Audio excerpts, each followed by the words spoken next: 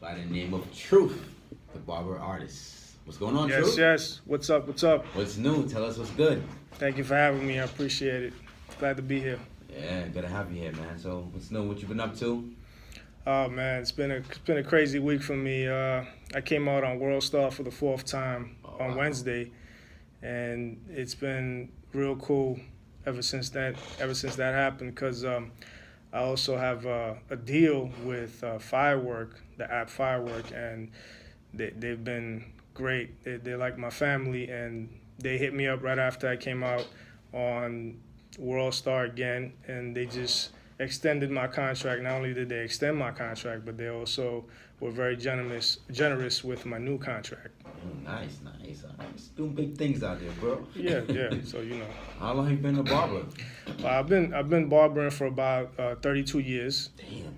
Yeah, so it's a long time, and I extended my repertoire with tattooing. So I got my tattoo license because I wanted to get into scalp pigmentation. Yeah. So as a barber, sometimes you need to add a little bit more to move on to different levels of the game. Yeah, I never thought about that. You're right about that. Did you go to school to be a barber? Actually, no, I did my my license I acquired through apprenticeship. So I did an apprenticeship under a master barber, and then from there I moved on to the educational part of the profession. I went on to become an instructor, which I now do at Tribeca Barber School in Queens. Nice. And so I've been doing that on and off for about 15 years. And it's just been going on from there. You own your own shop? Well, I Or you would. still rent out a chair?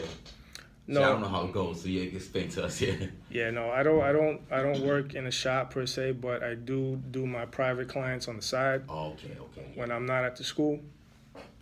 Yeah. Hmm. So where's that located? It's in Rego Park. In Rego Park, okay. Yeah, it's between 63rd Drive and Queens Boulevard. Oh, nice. Okay. Yeah. I gotta come and check it out sometime. Mhm. You work with a lot of sports athletes, right? Yes. Well, Yes. who have you worked with? Well, one of my clients that I recently did was the new draft pick for the Cleveland Indians. His name was Quentin Holmes, Okay. and also my boy Richie Palacios, Okay. who was the most recent to get drafted. Okay. Yeah. I know they say working with a lot of athletes, you meet the cool ones, you meet the jerks. Any cool athletes you've worked with that you enjoy working with?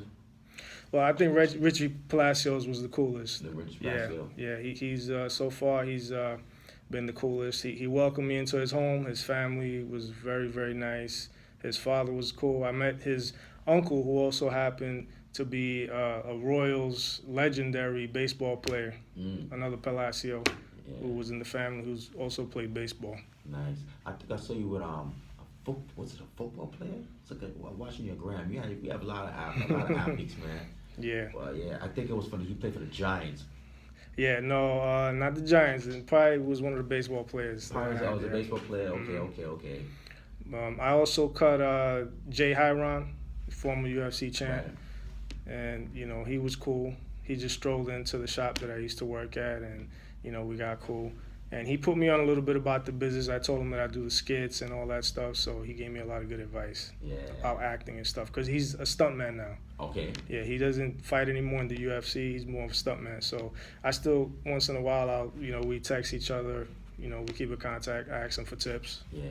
So now you're not just a barber. You're a comedian. Yeah. And you're an actor as well, right? Yeah, I'm a sketch comedian. A sketch comedian. Okay. And now I'm starting to explore more into the acting part of it because my manager is really pushing me more towards the acting. Yeah.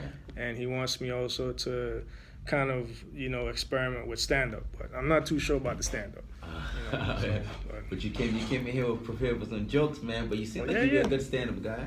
Yeah, I got jokes, but You know, I just try to, I'm trying to go in different directions and venture off into things that haven't been done yet for somebody that does what I do. Right. Now, a sketch comedian, let us know what a sketch comedian does. Like, give some more insight about that.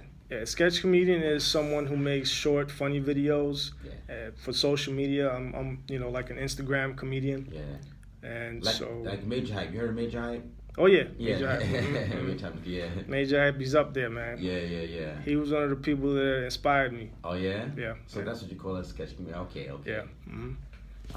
As far as like barber, barbers do they really make a lot of money? It all depends. It depends on how they market themselves Okay. and how much confidence they have. Because if a barber doesn't have confidence, he's not going to charge what he's worth. Yeah. So if you have the confidence and you market yourself correctly, then you're going to do well. But there's a lot of barbers out there who are making it hard for those barbers that are trying to keep the level at a high level. Oh, really? There's barbers out there that are messing it up for everybody, charging $10, $15 for haircuts. So this is what I teach my students, to have the confidence to keep your prices where they belong and, just charge what you're worth. See, I never knew that, because being a musician myself, because on the side I do a little DJ work too. So other DJs are messing it up.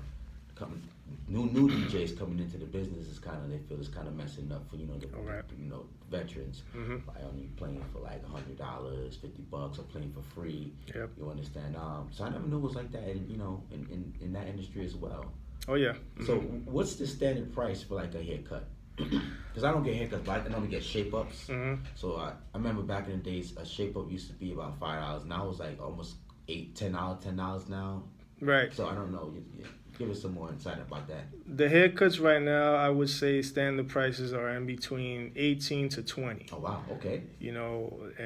But there's barbers who are trying to keep it down at 12 or 15, and that's what we're trying to change, because we want to keep the level somewhere where you can become a barber and say, hey, I'm going to make a good living out of this. Right. Yeah, definitely. Not something that you're going to have to compete with other people and prices, and you're going to end up hungry. So, right. Which I'm working with a lot of barbers from, in the profession that are well known, and we're trying to change that. Yeah, I guess some people have the mindset like, if I keep my prices really low, I can get more people. If I have it high, people are going to say, you know what, it's a little bit too high. But then those are the guys with no confidence. Yeah, there you go. Yep. That's what I was going to say. Yep. All right. Remember the first time you cut hair? Oh yeah. Zeked anybody? What was that like? Well, on a human? Yeah, on a human. The first person I cut was my grandfather, because I was taught by my grandmother. She graduated from the New York Beautician School. Yeah. And she taught me how to cut, because she used to see me playing with her mannequins and stuff. So she taught me how to cut on my grandfather. Yeah. Mm-hmm. Okay, I was checking you out. Your logo, I like your logo. It's like a female and male kind of thing. You know what I'm talking about, right? You talking about the cartoon? The cartoon. Yeah, the cartoon. Yeah. How did you come up with that concept? That's actually me, my Snapchat dude. That's my Snapchat. What do they call it? The Bitmoji. Yeah, Bitmoji. Yeah, that's my Bitmoji from Snapchat. And then I just use that because I notice a lot of sketch comedians were doing the cartoon thing. Yeah. So I say, yeah, let me do that. Let me let my profile stand out a little bit. So that's what I ended up doing. Okay, yeah, nice. Do you do the barber as a full-time gig or? I don't do it. I don't do the barbering at all, really. Like in a shop setting. Yeah. What I do is I have my personal clients on the side, and then I have a shop that I rent. Yeah. I rent to do my skits. Like I shoot my videos in there, and then what I do is on the days that I'm not shooting or networking, whatever, then I'll just work at the school. Yeah. So let us know a little bit more about the World Star. You're gonna be on a World feature on World Star coming up soon again. Recently. Well, yeah, I came out on World Star this past Wednesday. Actually, it was if you look it up, it's the Best of World Star compilations. 96, episode 96. So I came out on that, and that's the fourth time. Shout out to World Star. That was a blessing. Yeah. They've been showing a lot of love to me. How has the feedback been as far as people on social media? Oh man, it's been amazing. I couple of people hit me up for collaborations. I had some more people hit me up for interviews, and just a lot more followers. Yeah. That's what's been standing out the most. Every time they post you, I looked at it so far, and there's about 300 and something thousand people that viewed it already. Yeah. So ever since that happened, it's like I've been getting a lot more followers. I noticed that. Okay, yeah, I noticed. Yeah, of course, the followers definitely gonna go up. Any advice you have for someone trying to get into the business? Yeah, definitely. If you're planning on getting into the business, you have to make sure that you're ready to dedicate yourself to it. It's not something that you can do, on a spur of the moment and think you're gonna master it. It's something that barbering is something you need to dedicate yourself to, Right. and you have to put your heart into it. You have to put your all. When you leave the shop or when you leave school, the learning doesn't stop there. You have to continue to master your craft and study and get better every day. Okay. So what can we expect from you coming up? What you got coming up that we can expect on the horizon? Any plans? Well, yeah, like I said, I've been really getting a little bit more into the acting, Yeah. and I've been doing some auditions. So, hopefully in the future you'll see me somewhere on Netflix. Yeah. Maybe on some type of documentary or something, maybe a reality show. I have a lot of things that I'm trying for. So we'll see how that goes. All right. A lot of people that I look up to in the sketch business, they've appeared on BET, Wildin' Out, the show Wildin' Yeah. Out. I'm sure you're familiar with that. Yeah. So hopefully in the future, that's what's in store for me. All right. So before we wrap this up, you let people know how they can get in contact with you. Snapchat, Instagram, Facebook, Twitter. Yeah, Instagram, my handles is at Truth the Barber Artist.